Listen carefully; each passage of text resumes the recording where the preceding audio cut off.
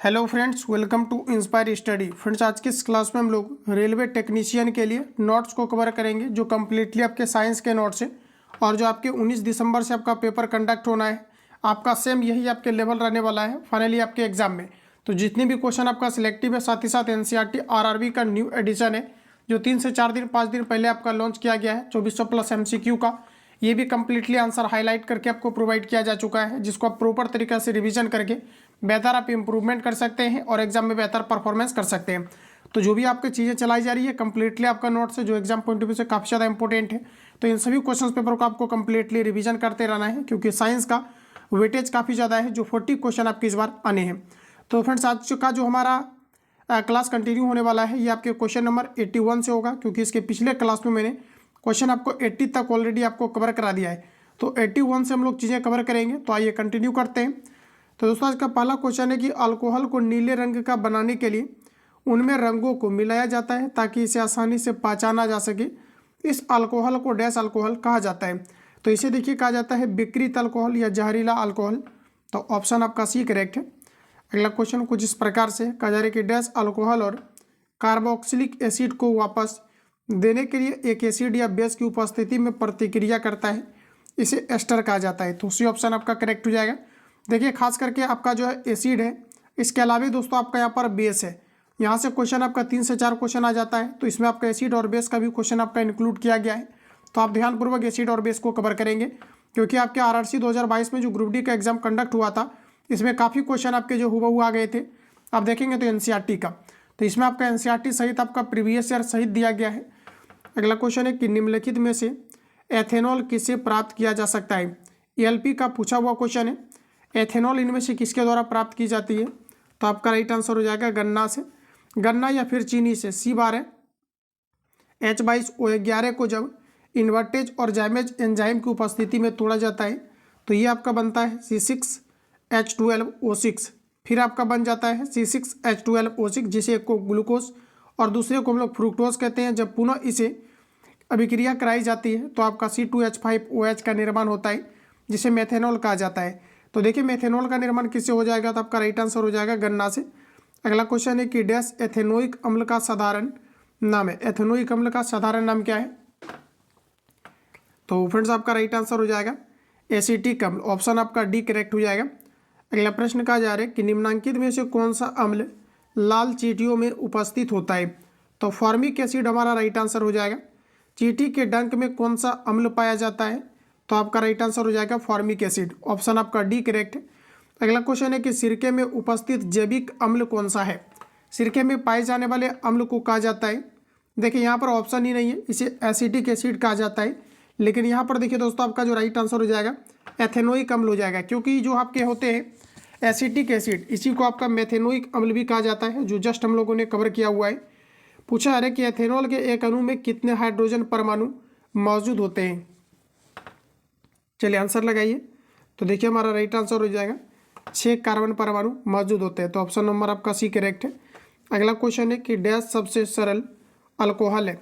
सरल अल्कोहल की बात करेंगे तो आपका राइट आंसर हो जाएगा ये मेथेनॉल है। औद्योगिक उपयोग के लिए उत्पादित एथेनॉल दुरुपयोग को रोकने के लिए इसे जहरीले पदार्थों जैसे डैश को इसमें मिलाकर पीने के लिए अनयुक्त बनाया जाता है। तो देखिए फ्रेंड्स, यहाँ पर हमारा राइट आंसर हो जाएगा, इसमें आपका मेथेनॉल को मिलाया जाता है। तो फर्स्ट ऑप्शन आपका करेक्ट है। अगला है कि सिरके में मुख्यतः निम्नलिखित में से कौन सा अम्ल मौजूद होता है। तो आपका राइट आंसर हो जाएगा एसिटिक एसिड मौजूद होता है। निम्न में से कौन सा कार्बनिक अम्ल है। तो देखिए, आपका राइट आंसर हो जाएगा सिट्रिक अम्ल, जो खट्टे फलों में पाए जाते हैं। तो पहला ऑप्शन आपका सही है। निम्नलिखित में से किस एथेनोइक एसिड होता है। बताइए कि निम्न में से किस में एथेनोइक एसिड होता है, ये आपको यहाँ पर बतानी है। देखिए, एथेनोइक एसिड की बात करेंगे तो आपका राइट आंसर हो जाएगा सिरका में पाया जाता है। सी ऑप्शन अगर आपने दिया है बिल्कुल करेक्ट है। अगला क्वेश्चन है कि निम्नलिखित में से कौन सा अंगूर में पाया जाने वाला है मुख्य कार्बनिक अम्ल है। क्वेश्चन आपका रिपीट किया गया है। अंगूर में पाए जाने वाले अम्ल को कहते हैं टार्क्टिक एसिड। इसके अलावा फ्रेंड्स याद रखना है कि इमली में भी आपके टार्क्टिक एसिड पाए जाते हैं। अगला क्वेश्चन है कि विनेगर किससे बना है। तो देखिए, आपका राइट आंसर हो जाएगा एसिटिक एसिड से विनेगर को बनाया जाता है। बी ऑप्शन आपका करेक्ट हो जाएगा। अगला क्वेश्चन है कि सिरके का इनमें से कौन सा एक प्रमुख संघटक अम्ल है। सिरके में पाए जाते हैं आपका एसिटिक एसिड, बी करेक्ट हो जाएगा। संतरे में कौन सा अम्ल पाया जाता है, संतरे के अंतर्गत पाया जाता है साइट्रिक एसिड, डी ऑप्शन आपका करेक्ट है। खास करके आपसे रिक्वेस्ट रहेगा कि इसका कंप्लीटली आंसर टिक करके आपको पीडीएफ प्रोवाइड किया जाता है। आप इसको कंप्लीटली दोस्तों अगर रिवीजन करेंगे तो आप यकीनन मानिए 40 क्वेश्चन जो आपके साइंस के पूछे जाने हैं, इसमें आप 35 प्लस आप इजी वे में स्कोर कर सकते हैं, क्योंकि लेवल ज़्यादा कुछ नहीं रहने वाला है। कंप्लीटली जो मैंने आपको चीज़ें कवर कराई है इसको कंप्लीटली आप रिवीजन करिए। रिवीजन ही एकमात्र आपका साधन है। अगला क्वेश्चन है कि जब दूध खट्टा हो जाता है तो डैश का उत्पादन होता है। जब दूध खट्टा हो जाता है इसमें आपका लैक्टिक एसिड होता है, तो बी आपका करेक्ट हो जाएगा। और थोड़ा कोशिश करना है फास्ट चलने का, ताकि ज़्यादा से ज़्यादा आपको चीज़ें कवर कराई जा सके। अगला क्वेश्चन है कि एथेनॉल एसिड का सामान्य नाम डैश होता है। बताइए आप लोग राइट आंसर क्या है। एथेनॉल एसिड का सामान्य नाम होता है एसिटिक एसिड, ऑप्शन नंबर आपका बी करेक्ट हो जाएगा। ध्यान रखेंगे। और फ्रेंड्स याद रखना है, इसमें जो होता है 5 से आपका जो है लगभग 4 से 5% तक जो है ना, इसमें आपका पाया जाता है क्या एसिड, जिसमें पाया जाता है मतलब किसी भी जल में, उसे कहा जाता है एसिटिक एसिड। अगला प्रश्न हमारा कहा जा रहा है कि 5 से 8% एसिटिक एसिड को क्या कहा जाता है, इसे सिरका कहा जाता है, तो ऑप्शन नंबर ए करेक्ट हो जाएगा। चलिए अगला क्वेश्चन की ओर चलेंगे। नेक्स्ट क्वेश्चन हमारा कहा जा रहा है कि निम्नलिखित में से कार्बन के कौन से मिश्रण का द्रव्य बनने और उबलने का तापमान सर्वाधिक है। तो यहाँ पर देखिए आपका करेक्ट आंसर हो जाएगा एसिटिक एसिड, पहला ऑप्शन करेक्ट है। दही में कौन सा अम्ल पाया जाता है, दही में फ्रेंड्स आपका पाया जाता है लैक्टिक अम्ल, ऑप्शन नंबर बी हमारा करेक्ट हो जाएगा। अगला है कि टार्टिक एसिड किसका एक घटक है, टार्टिक एसिड किसका एक घटक है, तो आपका सही आंसर हो जाएगा बेकिंग पाउडर का। बेकिंग पाउडर के अंतर्गत टार्टिक एसिड पाया जाता है। कार्बोक्सिलिक अम्ल के सोडियम या पोटेशियम लवण को डैश कहा जाता है, कार्बोक्सिलिक अम्ल के सोडियम या पोटेशियम लवण को डैश कहा जाता है, तो इसे साबुन कहा जाता है, पहला ऑप्शन आपका करेक्ट हो जाएगा। 2022 का ग्रुप डी का पूछा हुआ करंट क्वेश्चन है कि साबुन बनाने के दौरान किसकी उत्पत्ति होता है, तो ग्लिसरॉल का, ध्यान में रखेंगे, पहला ऑप्शन आपका करेक्ट है। अगला क्वेश्चन कहा जा रहा है कि निम्नलिखित में से गलत युग्म का चयन करें। चलिए आंसर लगाइए।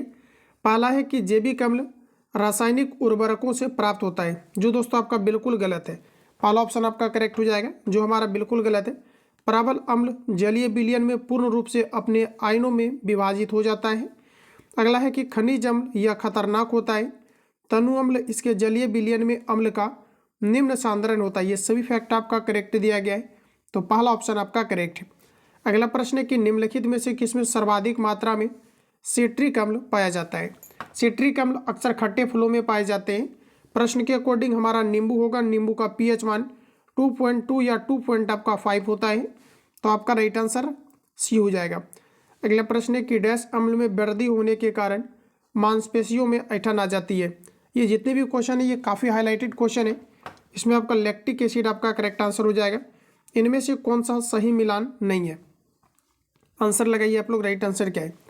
नींबू में देखिए दिया गया ऑक्जेलिक अम्ल, जो बिल्कुल हमारा गलत है, तो पहला वाला आपका करेक्ट हो जाएगा। नींबू में साइट्रिक एसिड पाया जाता है। ऑक्जेलिक अम्ल टमाटर में पाए जाते हैं। इमली में दोस्तों आपके टाइट्रिक अम्ल पाया जाता है। चींटियों के डंक में फॉर्मिक अम्ल, खट्टा दूध में लैक्टिक अम्ल पाया जाता है। निम्नलिखित में से सबसे दुर्बल अम्ल इनमें से क्या है, दुर्बल अम्ल इनमें से आपका सही आंसर हो जाएगा बेंजेनोइक अम्ल है, तो बी ऑप्शन आपका सही है। चलिए अगला क्वेश्चन हम लोग देखते हैं। नेक्स्ट क्वेश्चन कुछ इस प्रकार है, कहा जा रहा है कि अधिक सांद्रित H2SO4 के साथ 443 केल्विन पर एथेनॉल गर्म करने पर एथेनॉल के निर्जलीकरण में प्राप्त होता है। तो इसमें आपको यहाँ पर बताना है सही आंसर आपका क्या है। तो देखिए यहाँ पर अगर राइट आंसर की बात करेंगे तो आपका सही आंसर हो जाएगा एथीन की प्राप्ति होता है। निम्नलिखित में से किसका प्रयोग इत्र बनाने के साथ साथ स्वाद के एजेंट बनाने के लिए किया जाता है, इसमें आपका प्रयोग किया जाता है एस्टर का, ऑप्शन नंबर सी सही है। अगला प्रश्न है कि फटे दूध में निम्नलिखित में से कौन सा एसिड पाया जाता है। दूध या दही की बात करेंगे तो आपका हमेशा करेक्ट आंसर होगा लैक्टिक एसिड। निम्न में से कौन एक जैविक अम्ल है, जैविक अम्ल यहाँ पर आपका राइट आंसर हो जाएगा ऑक्जेलिक अम्ल है, जो एक प्रकार का जैविक अम्ल है, ऑप्शन नंबर डी करेक्ट है। एक चींटी के डंक में कौन सा अम्ल पाया जाता है, तो दोस्तों आपका राइट आंसर हो जाएगा फॉर्मिक एसिड। यहाँ पर बताइए आप लोग राइट आंसर क्या होगा। एक चींटी के डंक में कौन सा अम्ल पाया जाता है, ये आपको वहाँ पर बताना है। तो देखिए आपका राइट आंसर हो जाएगा मेथेनोइक अम्ल। देखिए जो आपके फॉर्मिक एसिड होता है इसे मेथेनोइक अम्ल भी कहा जाता है। तो आपका पहला ऑप्शन करेक्ट है, शीतल पेय में शामिल है। चलिए आंसर लगाइए आप लोग, राइट आंसर क्या है? शीतल पेय में शामिल है। तो देखिए आपका राइट आंसर हो जाएगा कार्बनिक एसिड। मृत अंगों को सामान्यता दिया गया है कि फॉर्मेलिन में रखा जाता है। फॉर्मेलिन एक प्रकार का क्या है? फॉर्मेलिन जो आपका है ये आपका जलीय फॉर्मेल्डिहाइड है। ध्यान रखिएगा, मृत अंगों को सामान्यतः फॉर्मेलिन में रखा जाता है। फॉर्मेलिन क्या है? तो एक प्रकार का जलीय फॉर्मेल्डिहाइड है, यानी कि फर्स्ट ऑप्शन आपका करेक्ट है। अगला प्रश्न दोस्तों कि यौगिकों का एक वर्ग जिसका आणविक भार निम्न होने पर सुगंध के रूप में और उसका आणविक भार श्रेणी में उच्च होने पर प्राकृतिक तरीके से बचने वाली चर्बी के रूप में उपयोग किया जाता है, इसे डैश कहते हैं। प्रश्न को एक बार समझने का प्रयास करेंगे। यौगिक का एक वर्ग जिसका आणविक भार निम्न होने पर दिया गया है कि सुगंध के रूप में और उसका आणविक भार श्रेणी में उच्च होने पर प्राकृतिक तरीके से बचने वाली चर्बी के रूप में प्रयोग किया जाता है, इसे डैश कहते हैं। तो साथियों याद रखना है, इसे आपका कहा जाता है एस्टर। ऑप्शन नंबर आपका सी करेक्ट हो जाएगा। इसके पहले एक छोटा सा इन्फॉर्मेशन कि जो भी छात्र नए हैं, अगर आप टेक्नीशियन के लिए बेहतर इंप्रूवमेंट करना चाहते हैं और साइंस पर आप एक अच्छा खासा कमांडिंग चाहते हैं, तो देखिए यहाँ पर कंप्लीटली आपका आरआरबी टेक्नीशियन के लिए स्पेशल, आप ध्यान से समझिए, तुरंत मैं आपको समझा दूंगा इसके बारे में 5 से 10 सेकेंड में। आरआरबी टेक्नीशियन के लिए ग्रेड 1 और ग्रेड 3 के लिए अलग अलग जितना भी आपका टेस्ट कंडक्ट हुआ था या फिर जितनी भी आपका सब्जेक्ट वाइज आपके क्लास चले हुए थे, इसका कंप्लीटली आपको निचोड़ A to Z क्वेश्चन का कलेक्शन दिया जा रहा है। इसके अलावा ऑफलाइन या ऑनलाइन जितने भी टेस्ट कंडक्ट हुआ था इन सभी का एक जगह पर आपको कलेक्शन दिया जा रहा है, क्योंकि टेस्ट में जितने भी क्वेश्चन आपके इंक्लूड होता है ये सभी आपका सिलेक्टिव होता है।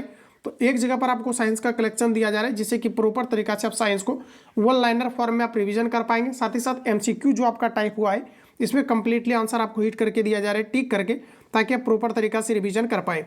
पटना में कार्यरत सभी संस्थान का A to Z class note, selective question class notes का और ऑफलाइन ऑनलाइन टेस्ट का कंप्लीटली A to Z आपको सीरीज प्रोवाइड किया गया है। तो अभी आपको सीरीज लगाने की आवश्यकता ही नहीं है, हालांकि उसमें आपका टेस्ट डाला गया है। अगर आप लगाना चाहते हैं तो उसको लगा सकते हैं, हालांकि कंप्लीटली अभी आपको नोट्स पर ज़्यादा आपको कमांडिंग रखनी है। साथ ही साथ जितने भी आपका लेटेस्ट एडिशन है ये सारा कुछ आपका प्रोवाइड किया गया है। समय है तो आंसर आपका टिक किया हुआ है, आप इसको प्रॉपर तरीका से रिवीजन करेंगे, जिसके लिए 99 आपको पेमेंट करना है। इसके अलावा इसमें क्या है कि जो भी आपका NCERT, ध्यान रखेंगे NCERT जो भी RRB का भी LP का जो पेपर कंडक्ट हुआ है, इसके बेसिस पर जो RRB अभी आपका लेटेस्ट एक एडिशन दिया है आपका साइंस का, जिसमें कि आपका 2400 प्लस आपका MCQ आपका टाइप हुआ है, इसका भी कंप्लीटली मटेरियल उसी के अंतर्गत और जो सेशन को भी कवर करा रहे हैं, इसका कंप्लीटली आंसर टिक करके आपको PDF दिया जाता है, ताकि आप प्रॉपर तरीका से रिवीजन कर पाए। जो नए छात्र इस नंबर पर कॉल या SMS करके आप इंक्वायरी ले सकते हैं। इसके लिए आपको 99 पेमेंट करके इसके अंतर्गत आपको ज्वाइन करना है, और इसी के अंतर्गत फिर आपका RPF जो है SI और कांस्टेबल और फिर आपका NTPC और ग्रुप D आपका चलना है। बाकी किसी प्रकार का एक्स्ट्रा अगर आपका बुक का डिमांड होता है तो ये सारा कुछ आपको फ्री ऑफ कॉस्ट आपको डायरेक्टली व्हाट्सएप पर आपको मिल जाता है। वन टाइम आपको इसके अंतर्गत आपको ज्वाइन करना है। 7050513705 कॉल या SMS करके इंक्वायरी लेंगे।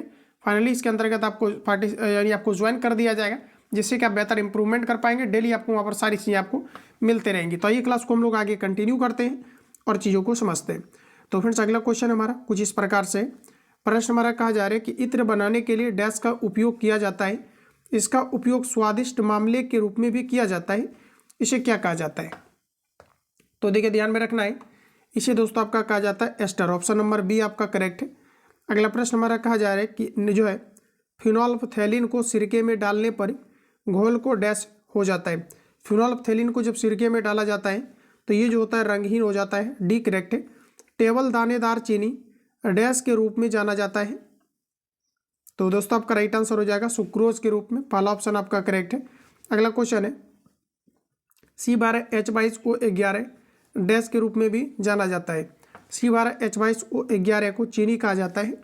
अगला क्वेश्चन है C12H22O11 का रासायनिक सूत्र है, ये आपका चीनी का होता है, लेकिन यहाँ पर देखिए ऑप्शन आपको ऐसा है नहीं, तो यहाँ पर जो आपका राइट आंसर हो जाएगा ऑप्शन आपका C करेक्ट हो जाएगा, इसे लैक्टोज भी कहा जाता है। अगला प्रश्न है कि ग्लूकोज में डैश कार्बन अणु है, ग्लूकोज का फॉर्मूला होता है C6H12O6, तो आपका सही आंसर हो जाएगा C6, यानी जो कार्बन है इसमें आपके कितने हैं, तो ये आपके 6 होते हैं, तो फर्स्ट ऑप्शन आपका यहाँ पर सही है। अगला प्रश्न है कि एमिनो एसिड के 4 प्रमुख तत्व कौन से हैं? एमिनो एसिड की दोस्तों अगर बात करेंगे तो इसमें आपका कार्बन, हाइड्रोजन, ऑक्सीजन और आपके नाइट्रोजन पाए जाते हैं, तो डी आपका करेक्ट है। एमिनो एसिड के 4 प्रमुख तत्व कौन सा है? तो देखिए एमिनो एसिड के अंतर्गत कार्बन, हाइड्रोजन, ऑक्सीजन और आपके नाइट्रोजन पाया जाता है, तो डी ऑप्शन आपका दोस्तों करेक्ट हो जाएगा। चलिए अगला प्रश्न हमारा नेक्स्ट है कि निम्नलिखित में से कौन सा जानवरों में मौजूद नहीं है जबकि पौधों में पाया जाता है? तो देखिए आपका राइट आंसर हो जाएगा अस्टार्च। अस्टार्च जो है ये आपके पौधों में पाया जाता है, जानवरों में नहीं, तो ऑप्शन नंबर आपका डी करेक्ट है। अगला प्रश्न है कि जिस रासायनिक अभिक्रिया में ऊर्जा निकलती है उसे डैश कहते हैं? ऊर्जा निकलता है तो इसे ऊष्माक्षेपी अभिक्रिया कहा जाता है, जबकि ऊष्मा का ग्रहण होता है इसे ऊष्माशोषी अभिक्रिया कहा जाता है। प्रकाश ऊर्जा से पानी के अणु के विखंडन की प्रक्रिया को डैश कहा जाता है? तो देखिए दोस्तों हमारा यहाँ पर राइट आंसर हो जाएगा, इसे विद्युत अपघटन कहा जाता है, ऑप्शन नंबर बी करेक्ट है। अगला प्रश्न है कि एक अभिक्रिया जिसमें एक पदार्थ के एक या अधिक अणु आपस में दोहरे या तीसरे बंध के माध्यम से जुड़े होते हैं, इसको डैश कहा जाता है? इसे कहा जाता है योग्यात्मक अभिक्रिया। एक अभिक्रिया जिसमें एक पदार्थ के एक या अधिक अणु आपस में दोहरे या तीसरे आबंध के साथ जुड़े होते हैं, इसे कहा जाता है योग्यात्मक अभिक्रिया, ऑप्शन नंबर बी करेक्ट है। इन सभी क्वेश्चन को आपको रिवीजन करना है क्योंकि एग्जाम हॉल के अंतर्गत काफ़ी कन्फ्यूज करता है। किस रासायनिक अभिक्रिया में भिन्न यौगिक बनाने के लिए दो यौगिकों के बीच बॉन्ड या आयनों का विनियमन होता है? चलिए आंसर लगाइए, इसका राइट आंसर क्या है? तो ये आपका दोस्तों करेक्ट आंसर हो जाएगा, इसे दोहरी विस्थापन अभिक्रिया कहा जाता है। अगला प्रश्न हमारा नेक्स्ट का जा रहा है कि निम्न में से कौन सी रासायनिक अभिक्रिया की प्रकृति हमेशा ऊष्माशोषी होती है? ऊष्मा कौन सा अभिक्रिया है? तो आपका राइट आंसर हो जाएगा अपघटन अभिक्रिया। निम्न में से कौन सी अभिक्रिया ऊष्माशोषी अभिक्रिया का एक उदाहरण है? तो ऑप्शन के अकॉर्डिंग हमारा राइट आंसर हो जाएगा फेरस सल्फेट का अपघटन होना, ऑप्शन नंबर बी करेक्ट है। अगला प्रश्न है कि दी गई अभिक्रियाओं में से कौन सी संयोजन अभिक्रियाओं के विपरीत है, यानी आपका वियोजन अभिक्रिया होगा? वियोजन अभिक्रिया, विघटन अभिक्रिया की बात करेंगे, आपका राइट आंसर सी हो जाएगा। पानी में एक अम्ल या क्षार का विलयन करने को किस नाम से जाना जाता है? तो इसे दोस्तों कहा जाता है ऊष्माक्षेपी अभिक्रिया, ऑप्शन नंबर बी करेक्ट है। अगला प्रश्न है कि डैश हुआ प्रक्रिया है जिसमें अम्ल और क्षार मिलकर लवण और जल का निर्माण करता है, इसे उदासीनीकरण अभिक्रिया कहा जाता है। प्योर एनसीईआरटी का क्वेश्चन है, ध्यान रखेंगे, ऑप्शन नंबर ई करेक्ट है, आने की पूरी संभावनाएं होंगी। अगला प्रश्न कहा जा रहा है कि सोडियम सल्फेट और बेरियम क्लोराइड विलयन की अभिक्रिया डैश का एक उदाहरण है? फ्रेंड सोडियम सल्फेट और बेरियम क्लोराइड को जब आपस में रिएक्ट कराया जाता है, ये किस प्रकार की अभिक्रियाएं हैं? तो आपका सही आंसर हो जाएगा द्विविस्थापन अभिक्रिया, क्योंकि आपस में इंटरचेंज हो जाता है, तो ऑप्शन नंबर सी करेक्ट है। अगला क्वेश्चन कुछ इस प्रकार है कि निम्नलिखित में से कौन सा कथन सही या गलत दिया गया है? आंसर लगाइए आप लोग, राइट आंसर क्या है? तो देखिए फ्रेंड्स का पहला कहा जा रहा है H2S हवा में जलता है और H2O और SO2 देता है, ये हमारा बिल्कुल करेक्ट हो जाएगा। ऊष्मा की उपस्थिति में फेरस सल्फेट का अपघटन Fe2O3 H2SO2 और SO3 देता है, ये दोनों स्टेटमेंट हमारा राइट हो जाएगा, तो पहला ऑप्शन आपका करेक्ट है। अगला प्रश्न कुछ इस प्रकार से है कि निम्नलिखित में से कौन सा एक द्विविस्थापन अभिक्रिया नहीं है? देखिए डबल डिस्प्लेसमेंट अभिक्रिया की अगर बात करेंगे तो सीधा देखते ही आपको पता चल गया होगा, ऑप्शन नंबर बी करेक्ट हो जाएगा। इसमें देखिए डबल डिस्प्लेसमेंट अभिक्रिया नहीं है क्योंकि इसमें आपका इंटरचेंज नहीं हुआ है, तो ऑप्शन नंबर आपका बी करेक्ट हो जाएगा, ध्यान में रखेंगे। चलिए अगला क्वेश्चन हमारा कहा जा रहा है कि ऑक्सीजन में कार्बन को जलाने पर कार्बन डाइऑक्साइड उत्पन्न होते समय कौन सी अभिक्रिया घटित होती है? देखिए ऑक्सीजन में कार्बन को जब जलाई जाती है तो यहाँ पर किस प्रकार की अभिक्रियाएं होती है? तो देखिए फ्रेंड्स यहाँ पर हमारा एग्जैक्ट जो आंसर हो जाएगा ऑप्शन आपका सी करेक्ट हो जाएगा, इसे दहन अभिक्रिया कही जाती है। समीकरण Cu+O2 रिएक्ट करके CuO, कॉपर ऑक्साइड एक उदाहरण है। कॉपर ऑक्साइड आपका देखिए राइट आंसर हो जाएगा संयोजन अभिक्रिया का, ये आपस में ये दोनों आपका संयोग कर गया है, तो आपका राइट आंसर हो जाएगा संयोजन अभिक्रिया। नेक्स्ट क्वेश्चन कहा जा रहा है कि सीमेंट तथा जल के मध्य रासायनिक क्रिया को कहते हैं? सीमेंट तथा जल के मध्य रासायनिक अभिक्रिया को कहा जाता है जलीकरण। डैश अभिक्रिया तब होती है जब सोडियम सल्फेट बेरियम क्लोराइड के साथ अभिक्रिया करता है, ऑप्शन नंबर आपका सी करेक्ट हो जाएगा, इसे दोहरा विस्थापन अभिक्रिया कहा जाता है। अगला क्वेश्चन है कि वनस्पति तेल के हाइड्रोजनी पूछा रहे कि हाइड्रोजिनेशन में उत्प्रेरक के रूप में डैश का प्रयोग किया जाता है। बताइए आप लोग राइट आंसर क्या है। देखिए अगर डायरेक्टली आंसर की बात करेंगे, ये काफ़ी ज़्यादा इंपॉर्टेंट क्वेश्चन है और आपको याद ही होने चाहिए। इसमें आपका निकेल उत्प्रेरक का दोस्तों प्रयोग किया जाता है। वनस्पति तेल के हाइड्रोजनीकरण में किस प्रकार के उत्प्रेरक का प्रयोग किया जाता है, तो इसमें आपका किया जाता है निकेल उत्प्रेरक का। अगला क्वेश्चन है, एक दोहरी अपघटन अभिक्रिया के दौरान अभिकारकों के बीच क्या क्या आदान प्रदान होता है। दोहरी विस्थापन डबल डिस्प्लेसमेंट रिएक्शन में आयन का आदान प्रदान होता है, तो आपका पहला ऑप्शन राइट रहेगा। अगला क्वेश्चन है कि Mg+O आपस में रिएक्ट करके MgO मैग्नीशियम ऑक्साइड का निर्माण करते हुए उपर्युक्त अभिक्रिया डैश अभिक्रिया का एक उदाहरण है। तो यहाँ पर देखिए आपका राइट आंसर हो जाएगा संयोजन अभिक्रिया है। अगला क्वेश्चन है P4O10 + H2O रिएक्ट करके H3PO4 समीकरण पर ध्यान दें। इस अभिक्रिया में जल के लिए आवश्यक कण डैश होंगे। जल के लिए कितने आवश्यक कण है ये आपको यहाँ पर बताना है। इसको देखिए आप सिंपली यहाँ पर पूछा है कि जल के लिए आवश्यक कण कितने होंगे। इसको आप दोस्तों यहाँ पर बैलेंस करेंगे। जब इसको आप बैलेंस करेंगे तो यहाँ पर देखिए आपका आ जाएगा जल के लिए आपका 6 होगा। आपको फिल इन द ब्लैंक्स के जैसा आपको दिया गया है, तो ऑप्शन नंबर बी करेक्ट हो जाएगा। आप इसको यहाँ पर डायरेक्टली इसको आप पुट करिए और इसको काउंट कर लीजिए, आपका करेक्ट आंसर हो जाएगा। अगला क्वेश्चन नेक्स्ट का जा रहा है कि दी गई अभिक्रिया डैश का एक उदाहरण है। तो देखिए आपका राइट आंसर हो जाएगा, ये आपका दोहरी विस्थापन अभिक्रिया का एक उदाहरण है। ध्यान में रखेंगे तो आपका यहाँ पर राइट आंसर डी हो जाएगा। आपस में आपका इंटरचेंज हुआ है, हेरफेर हुआ है, तो ऑप्शन नंबर आपका डी करेक्ट हो जाएगा। चलिए नेक्स्ट क्वेश्चन हमारा कहा जा रहा है कि इस यौगिक को कभी कभी भोजन के जल्द पकने के लिए उसमें डाला जाता है। यह हल्का है और संक्षारण है, क्षार है। नीचे दी गई अभिक्रिया के निर्माण की क्रिया दर्शाती है, इस यौगिक का नाम बताएं। तो देखिए आपको डायरेक्टली याद होना चाहिए, खाना को जल्द पकाने के लिए प्रयोग किया जाता है सोडियम हाइड्रोजन कार्बोनेट का। विदाउट इसको आप देखिए भी डायरेक्टली आंसर आप हिट कर सकते हैं, सोडियम हाइड्रोजन कार्बोनेट का प्रयोग किया जाता है। बी ऑप्शन आपका करेक्ट हो जाएगा। जो भी कैंडिडेट ELP CBT2 के लिए ऐड होना चाहते हैं, इस बैनर को मैं स्किप कर रहा हूँ, इसको आप यहाँ पर देखते चलिए। और इसमें आपको सभी पटना में कार्यरत क्लास का संस्थान का A to Z आपका क्लास नोट्स प्लस जितने भी आपका बेसिक साइंस है, ये आपको A to Z offline online test completely आपको मिल रहा है। साथ ही साथ आपका बेसिक साइंस पर विशेष ध्यान देते हुए, क्योंकि जो बेसिक साइंस आएगा 40 क्वेश्चन में से आपका लगभग आपका जो है 38 आपका क्वेश्चन 35 क्वेश्चन तक आपका जो है ये आपका बेसिक साइंस ही आपका रहेगा, जिसको कि कम्प्लीटली A to Z आपको यहाँ पर क्वेश्चन का आपको निचोड़ बिल्कुल आपका जो है, और साथ ही साथ आपका जो है ऑल ट्रेड का यहाँ पर जैसे इलेक्ट्रीशियन फिटर है, इन सभी का अलग अलग आपको जो है मटेरियल्स आपको यहाँ पर दिया जा रहा है। साथ ही क्वेश्चन का कलेक्शन आपको A to Z आपको जो है दिया जा रहा है, जो कि आपका सिलेक्टिव एज ए आपका नोट्स होंगे। बुक की अगर दोस्तों बात करेंगे, साथ ही साथ आपका जो है ग्रेड आपका जो भी आपका ऑल ट्रेड आपका है, इसका कम्प्लीटली आपको टेस्ट भी आपको मिल रहा है। साथ ही साथ बुक की अगर बात करेंगे तो SK झा का टोटल बुक, द प्लेटफॉर्म का प्रीवियस ईयर प्लस आपका न्यू सेट, इसके अलावा खान ग्लोबल स्टडीज और किरण पब्लिकेशन, इतना भी कलेक्शन उसमें आपका डाला जा रहा है। साथ ही साथ यूथ पब्लिकेशन आपका है, साथ ही साथ आपका घटना चक्र है, इन सभी का कंप्लीटली मटेरियल्स वहाँ पर आपका घटना चक्र और यूथ पब्लिकेशन आपका डाल दिया गया है।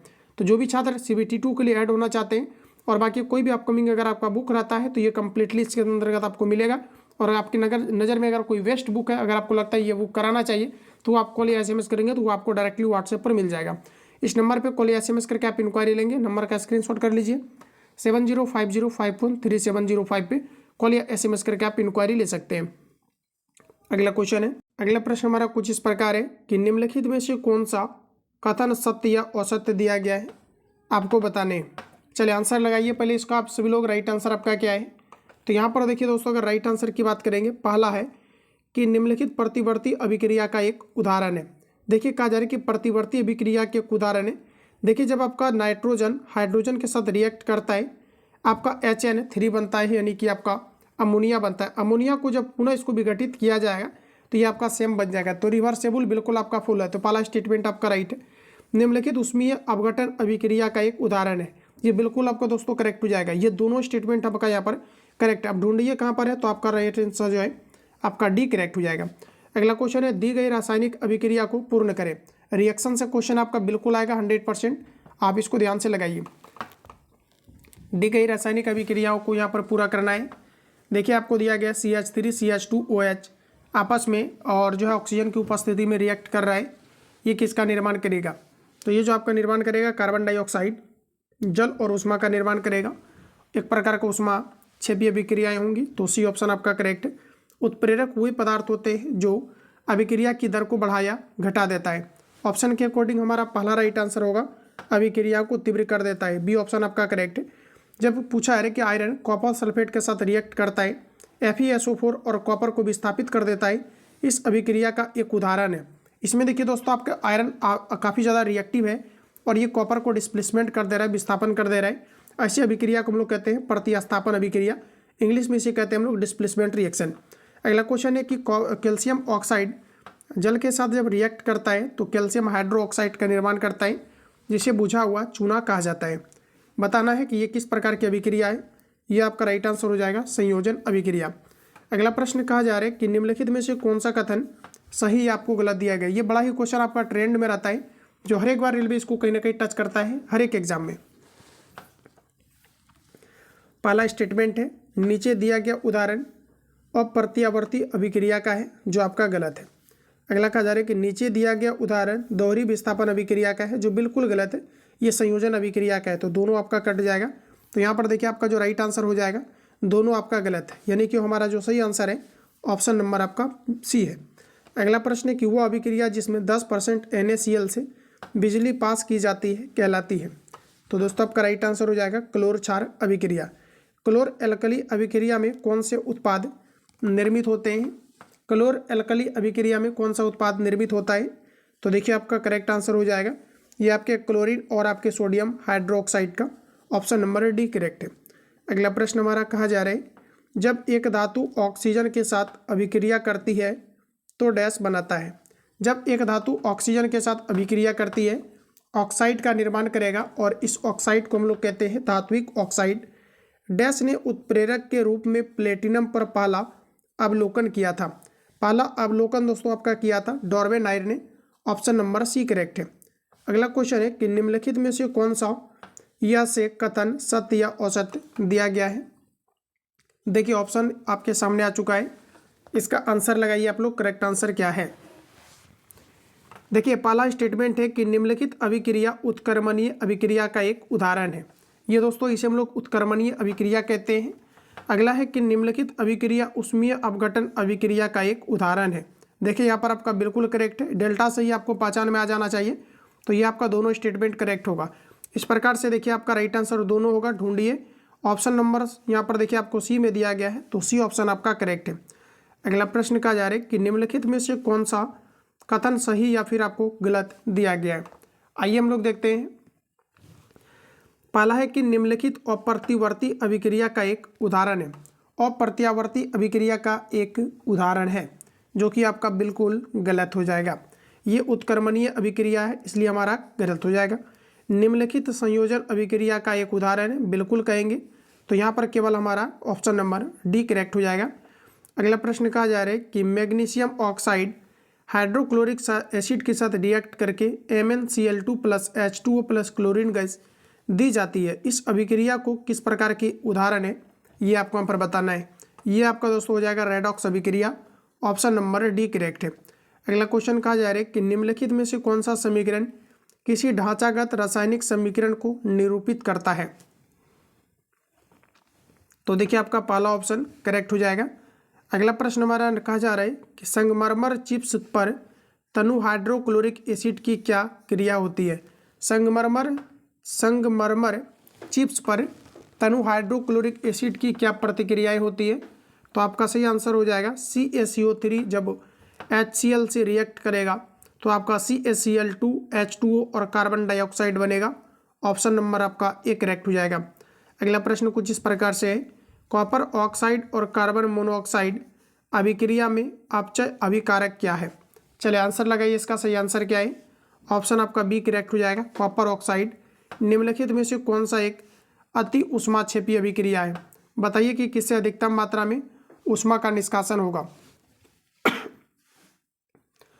तो यहाँ पर देखिए दोस्तों आपका राइट आंसर हो जाएगा, जल में सल्फ्यूरिक अम्ल को डालने पर उष्मा का निष्कर्षण होगा, ऑप्शन नंबर सी करेक्ट है। अगला क्वेश्चन है कि निम्नलिखित में से कौन सा कथन सत्य दिया गया है। पहला स्टेटमेंट है, एक संतुलित रासायनिक समीकरण में अभिकारकों और उत्पादों में सभी तत्वों के परमाणुओं की संख्या समान होती है। देखिए संतुलित रासायनिक समीकरण की अगर आप बात करेंगे तो ये जो स्टेटमेंट है आपका करेक्ट होगा। अगला है, एक संतुलित रासायनिक समीकरण में अभिकारकों और उत्पादों की संख्या असमान होती है। असंतुलित में बिल्कुल आपका असमान होता है, तो दोनों स्टेटमेंट आपका करेक्ट है। ऑप्शन नंबर बी करेक्ट है। अगला प्रश्न दोस्तों नेक्स्ट का जा रहा है कि उस अभिक्रिया को क्या कहते हैं जिसमें दो यौगिक आयनों का आदान प्रदान कर एक नए कंपाउंड्स का निर्माण करते हैं। तो ऐसे को हम लोग कहते हैं द्विविस्थापन अभिक्रिया। ऑप्शन नंबर डी करेक्ट है। अगला क्वेश्चन है कि वह जब पूछा है कि जब बिजली प्रवाहित करने से एक पदार्थ का नए पदार्थ में अपघटन किया जाता है तो इनमें से कौन सी रासायनिक अभिक्रियाएं होती है। तो इसे हम लोग कहते हैं इलेक्ट्रोलाइटिक अपघटन। ऑप्शन नंबर डी करेक्ट हो जाएगा।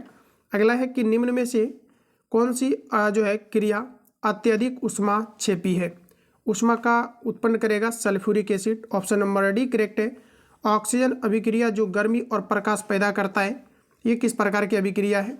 गर्मी और प्रकाश पैदा करता है, तो इसे हम लोग निश्चित रूप से कहेंगे दहन अभिक्रिया। ऑप्शन नंबर आपका बी सही जाएगा। अगला क्वेश्चन है कि ऊष्माक्षेपी अभिक्रिया वह अभिक्रिया है जिसमें ऊष्मा का उत्पन्न होना वो आपका ऊष्माक्षेपी अभिक्रिया कहलाता है। तो यहाँ पर देखिए आपका राइट आंसर हो जाएगा ऊष्मा निकलती है। अगला प्रश्न दोस्तों कहा जा रहा है अभिकारकों को विभाजित करने के लिए डैश अभिक्रिया में ऊष्मा की आवश्यकताएं होती है। बताइए आप लोग राइट आंसर आपका क्या है। अभिकारकों को विभाजित करने के लिए डैश अभिक्रिया में ऊर्जा की आवश्यकता होती है।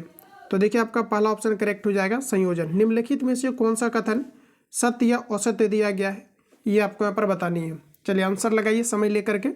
पहला है कि निम्नलिखित प्रतिवर्ती अभिक्रिया का एक उदाहरण है। पहला करेक्ट है। निम्नलिखित ऊष्मीय अपघटन अभिक्रिया का एक उदाहरण है, ये भी आपका करेक्ट हो जाएगा। दोनों स्टेटमेंट हमारा यहाँ पर राइट होगा, यानी कि ऑप्शन नंबर आपका सी सही है।